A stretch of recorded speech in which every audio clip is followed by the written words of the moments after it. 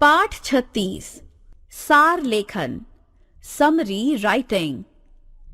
किसी दिए गए गद्यांश या अनुच्छेद में कही गई मुख्य बात को संक्षिप्त करके अपनी भाषा में लिखना ही सार लेखन कहलाता है। छात्रों का भाषा पर कितना अधिकार हुआ है, वे किस अंश को पढ़कर उसे कितना समझते हैं, इस सबकी जानकारी के लिए प्रायः अपठित गद्यांशों को सार लेखन के लिए दिया जाता है। छोटे बच्चे किसी गद्यांश में कही गई अनेक बातों पर प्रायः एक साथ ध्यान केंद्रित नहीं कर पाते, अतः उनसे अपठित गद्यांश का सार लेखन कराए जाने के अलावा उस गद्यांश में कही गई बातों पर अलग अलग प्रश्न भी पूछे जा सकते हैं। इन प्रश्नों के उत्तर छात्रों को बाद में सारांश लिखने में भी मदद कर सकते हैं।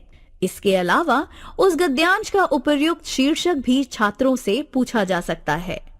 सार लेखन के लिए महत्वपूर्ण बातें। गद्यांश को 2-3 बार ध्यान से पढ़िए तथा यह समझने की कोशिश कीजिए कि लेखक क्या बात कहना चाहता है। जो भी महत्वपूर्ण बातें कही गई हैं, उन अंशों पर पेंसिल से रेखा खींच लीजिए। सार लेखन अपनी भाषा शैली में ही करना चाहिए।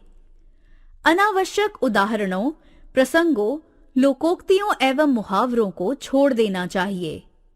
सार मूल अंश का लगभग 1/3 अंश होना चाहिए। सारांश में वे सब प्रमुख बातें अवश्य आ जानी चाहिए जो मूल गद्यांश में कही गई हैं। समस्त गद्यांश को पढ़कर उसके केंद्रीय भाव को भी समझने की कोशिश करनी चाहिए। गद्यांश का शीर्षक इसी केंद्रीय भाव पर आधारित होना चाहिए। सार लेखन में अपनी तरफ से कोई बात नहीं लिखनी चाहिए।